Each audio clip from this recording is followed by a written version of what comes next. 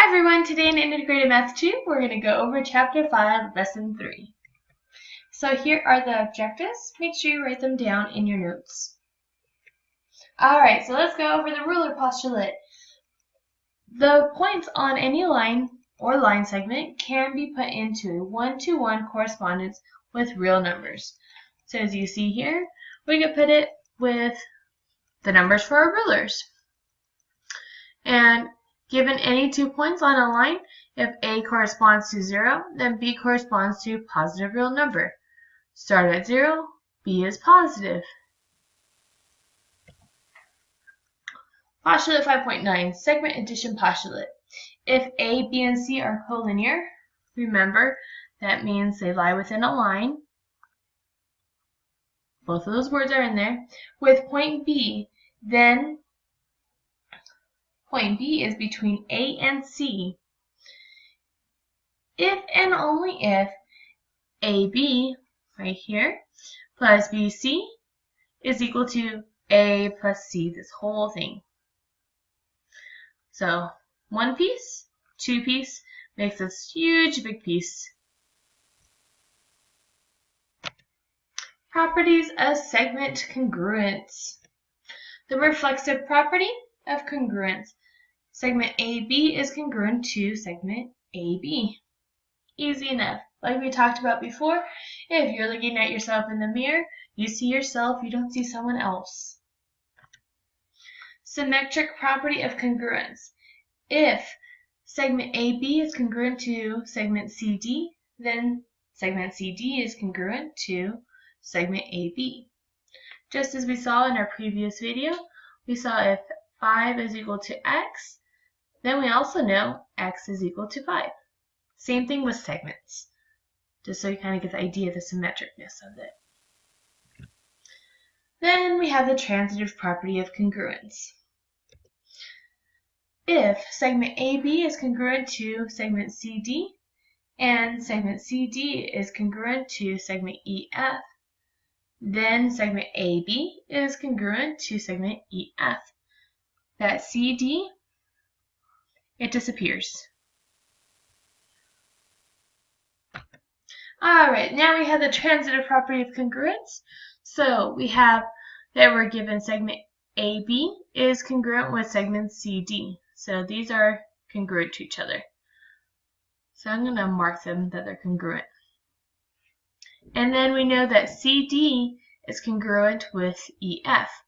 Well, okay, so they're all congruent with each other. Well, we want to prove that AB is congruent to EF. Well, since we know that segment AB is congruent with segment CD and EF, we can then say that segment AB is equal to CD and segment CD is equal to EF. And this is just the definition of congruent segments. If something is congruent, they are equal to each other. And by the transitive property, because as you'll see here, what disappeared was that CD. Because of that, we know that AB is equal to EF, and then we go back to definition of congruence. Because they are equal, that means they are congruent. So segment AB is congruent to segment EF by the definition of congruence. Alright, let's go for example. We want to write a 2-column proof. So given that B is the midpoint of AC. So I'm going to, segment AC. So A, C, and we know B is the midpoint. I'm just going to estimate it. And C is the midpoint of BD.